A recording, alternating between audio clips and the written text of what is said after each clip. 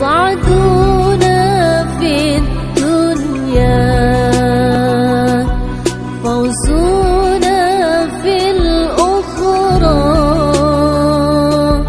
بالخادجة الكبرى وفاطمة الزهراء صعدونا في الدنيا فوزنا في الأخرى بخادجة الكبرى وفاطمة الزهراء بخادجة الكبرى وفاطمة الزهراء. Assalamualaikum warahmatullahi wabarakatuh. Bismillahirrahmanirrahim. Alhamdulillahirabbil alamin. Puji syukur senantiasa kita haturkan kepada Allah Subhanahu wa taala, di mana kita selalu mendapatkan kesempatan yang baik untuk belajar dan terus belajar.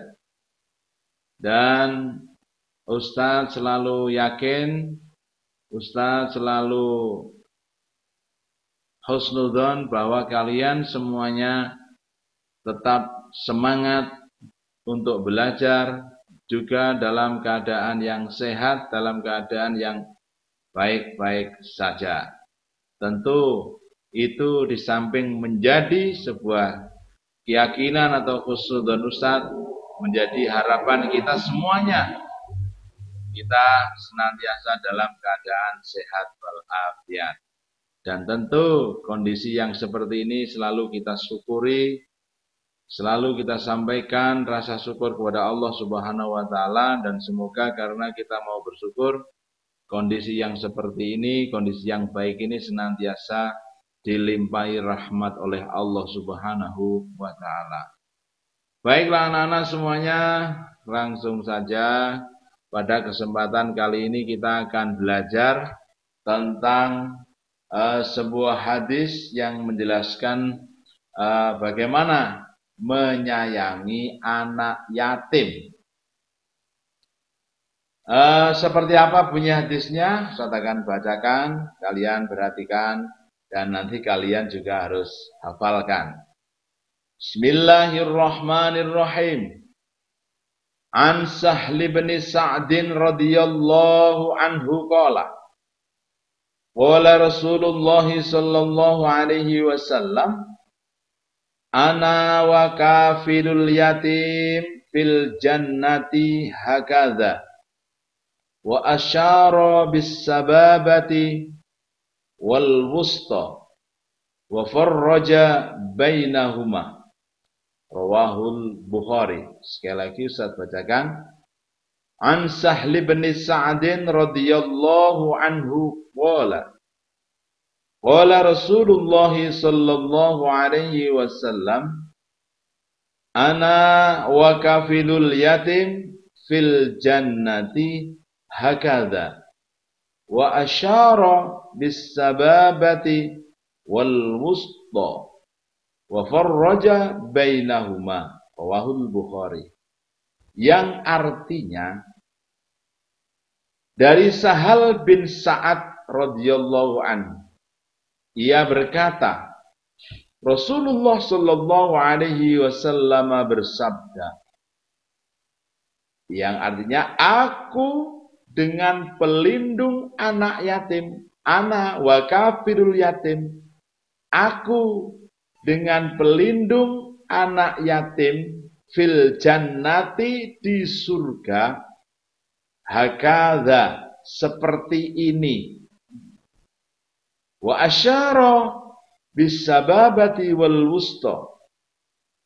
Beliau menunjukkan atau berisyarah, wa asyara berisyarah atau menunjukkan jari telunjuk dan jari tengah, serta beliau wa farraja bainahuma, serta beliau merenggangkan keduanya. lengkapnya artinya dari Sahal bin Sa'ad radhiyallahu anhu, ia berkata Rasulullah SAW bersabda, aku dengan pelindung anak yatim di surga adalah seperti ini. Beliau menunjukkan jari telunjuk dan jari tengah serta beliau merenggangkan antara keduanya. Hadis riwayat Bukhari dan Muslim. Nah, ini adalah hadis tentang bagaimana kita menyayangi anak yatim. Mari kita lihat penjelasan pada slide berikutnya. Nah, apa yang terjadi? Apa kandungan hadis tentang menyayangi anak yatim di atas? Nah, tentu dari hadis yang telah kita baca tadi, kita akan menemukan di mana isi atau kandungan daripada hadis tersebut di antaranya nomor satu. Memelihara dan mengurus anak yatim hukumnya fardu kifayah. Fardu kifayah itu artinya ketika misalnya satu kampung sudah ada satu orang yang melakukan, maka satu kampung itu orang muslim maksudnya itu sudah gugur kewajibannya. Misalnya di suatu kampung itu terdapat anak yatim yang perlu dibantu, anak yatim yang perlu diperhatikan. Nah, di kampung A misalnya, sudah ada satu atau sekelompok orang yang mau memperhatikan, mau mengurus pendidikannya, mengurus kebutuhan sehari-harinya, kebutuhan makan, minum, pakaian, dan seterusnya, pendidikan, dan segala macam. Di situ sudah ada satu orang atau sekelompok orang yang melakukan hal itu, maka satu kampung itu sudah gugur kewajibannya. Ini yang dimaksud dengan fardu kifayah. Tetapi ketika di satu kampung itu ada anak yatim yang perlu dibantu, anak yatim yang membutuhkan perhatian dari segala kebutuhannya, dan kebetulan di kampung itu tak ada satupun orang yang peduli terhadap anak yatim tersebut, maka satu kampung itu mendapat dosa semuanya. Maka ini disebut memelihara, mengurus anak yatim itu hukumnya fardu kifayah. Nah, termasuk di dalam pengertian memelihara dan mengurus ini adalah mengurus tentang pendidikannya, kebutuhan makan, minum, dan seterusnya.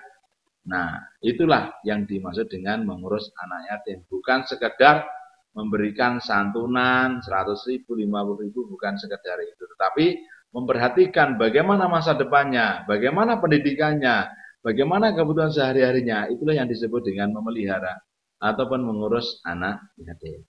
Nah, kandungan hadis yang kedua, mengurus anak yatim adalah merupakan tanggung jawab bersama. Nah, merupakan tanggung jawab bersama karena di atas disebut dengan fardu kifayah. Yang ketiga, orang yang dapat melaksanakan mengurus anak yatim dalam pandangan Islam adalah merupakan manusia yang utama. Inilah anak-anak, orang yang punya kepedulian, orang yang mau bertanggung jawab melaksanakan mengurus memelihara anak yatim, maka keadaan yang demikian itu, perbuatan yang demikian itu adalah merupakan perbuatan yang baik, dan orangnya yang melakukan itu, maka dia dalam pandangan Islam, dalam pandangan Allah, dia adalah termasuk orang atau manusia yang utama. Nah, itulah isi hadis di atas. Yang keempat, Islam merupakan agama yang mementingkan soal-soal kemasyarakatan, termasuk pula adalah mengurus anak yatim. Ini diperhatikan oleh agama Islam. Diperhatikan oleh agama Islam. Kalian bisa juga lihat di surah Al-Ma'un itu bagaimana orang yang memelihara anak yatim, bagaimana orang yang tidak peduli dengan anak yatim, semuanya ada di sana. Nah, Itu. Yang kelima, mengurus anak yatim merupakan akhlak terpuji dan mendapat pahala yang besar dari Allah Subhanahu wa taala. Ini merupakan akhlak yang terpuji dan selalu mendapat pahala yang besar dari Allah Subhanahu wa taala. Tentu semua itu dilakukan dengan ikhlas. Dengan ikhlas, bukan mengharap apa-apa, hanya satu, mengharap ridho dari Allah Subhanahu wa taala. Yang keenam, orang yang peduli dan mau mengurus anak yatim memiliki martabat yang tinggi, mendekati martabatnya Rasulullah Sallallahu Alaihi Wasallam, sebagaimana diibaratkan jari telunjuk yang mendekati tingginya jari tengah. Nah, ini seperti ini, punya martabat yang tinggi. Di sana tadi dijelaskan bahwa hadisnya bunyi ana wa kafil yatim fil jannah hakada. Hakada itu seperti ini. Nabi kemudian memberi isyarah jari telunjuk dan jari tengah. Seperti ini ya. Nah, seperti ini jari telunjuk, ini jari telunjuk, ini jari tengah. Nah, kita lihat jari tengah pasti yang lebih tinggi. Maka Nabi Muhammad mengibaratkan kondisinya, posisinya orang yang mau mengasuh anak yatim di surga, kedudukannya Nabi Muhammad dengan anak yatim, dengan orang yang mau mengurus anak yatim seperti ini. Nah, seperti ini. Dekat sekali dan tingginya hampir menyamai Rasulullah. Ini jari tengah, ini adalah posisi Nabi Muhammad Rasulullah Sallallahu Alaihi Wasallam, dan ini adalah jari telunjuk posisinya orang yang selalu mau mengurus anak yatim. Rasulullah hakada seperti ini. Artinya orang yang mengurus anak yatim bersama Rasulullah di surga nanti seperti ini. Rasulullah hakada seperti ini. Nah, derajatnya hampir sama, tingginya hampir menyamai Rasulullah SAW. Maka dari itu menyayangi anak yatim di sini disebutkan memiliki derajat atau martabat yang tinggi mendekati Rasulullah Shallallahu Alaihi Wasallam. Oleh karena itu kita belajar juga. Yang kedelapan, orang yang mengurus anak yatim, dia adalah merupakan ahlul jannah. Orang yang mau mengurus anak yatim, yang mau menyayangi, yang mau memperhatikan, mau mengurus dan lain sebagainya. Orang yang seperti itu disebutkan sesuai hadis di atas fil jannah tadi, bahwa orang yang demikian itu tempatnya nanti di surga. Bahkan di sini disebut sebagai ahlul jannah. Dan yang perlu diketahui juga, orang-orang yang menyia-nyiakan anak yatim atau tidak punya kepedulian, sebagaimana disebutkan dalam surah Al-Ma'un, bahwa orang yang demikian itu disebut sebagai pendusta agama. Jadi kalau mengaku orang beragama, kok di situ tidak pernah memperhatikan anak yatim, tidak pernah punya kepedulian sedikit pun tentang anak yatim, maka sesuai apa yang ada di surah Al-Ma'un, orang tersebut adalah sebagai pendusta agama. Oleh karena itu anak-anak semuanya, tentu kita harus memperhatikan ini, dan kita semoga kita menjadi orang sukses, menjadi orang yang bisa berderma, memberikan yang terbaik untuk jika dibutuhkan oleh anak yatim. Oleh karena itu, tentu kita harus memahami ini semuanya, sehingga kita tahu apa yang harus kita lakukan terhadap anak yatim. Nah, berikutnya kita masuk pada rangkuman. Yang pertama, rangkuman pertama, Rasulullah SAW adalah pelindung anak yatim. Dan kita harus tahu bahwa Nabi Muhammad itu punya kedudukan sebagai uswatun hasanah atau contoh yang baik. Kalau di sini Nabi Muhammad, Nabi kita, panutan kita, itu disebut sebagai pelindung anak yatim, tentu kita harus mencontohnya. Kita juga punya kepedulian terhadap anak yatim, terhadap keberlangsungannya, terhadap pendidikannya dan lain sebagainya, sehingga kita itu menjadi orang yang senantiasa mencontoh kehidupan Nabi Muhammad Rasulullah Sallallahu Alaihi Wasallam, dan itu akan mengantar kita semuanya menjadi orang yang disebut dengan ahlul jannah. Amin ya rabbal alamin. Yang kedua, orang yang menyayangi dan memelihara anak yatim memiliki kedudukan yang tinggi di sisi Allah. Nah, kita itu punya kedudukan yang tinggi di sisi Allah. Nah, ini menjadi sesuatu yang menjadi harapan semua orang, menjadi harapan semua makhluk, semua ciptaan Allah. Nah, punya kedudukan yang tinggi di sisi Allah. Bukan hanya di sisi manusia, tapi di sisi Allah punya kedudukan yang tinggi. Nah, caranya seperti apa? Tentu diantaranya adalah menyayangi anak yatim. Yang ketiga, hukum memelihara dan menyayangi anak yatim adalah fardu kifayah. Fardu kifayah seperti apa? Itu sudah dijelaskan di depan tadi. Yang terakhir, keempat, menyayangi anak yatim merupakan akhlak yang terpuji. Nah, kita tentu memilih menjadi manusia yang mempunyai akhlak yang terpuji. Demikian anak-anak yang saya sampaikan tentang menyayangi anak yatim. Sebelum Ustaz tutup, Ustaz selalu berpesan, tidak lupa selalu berpesan kepada kalian semuanya.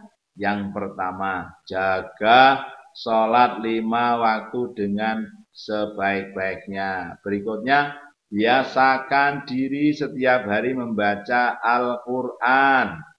Yang berikutnya, selalu menjaga kesehatan, menjaga kebersihan diri, dan juga lingkungan agar menjadi orang-orang yang sehat.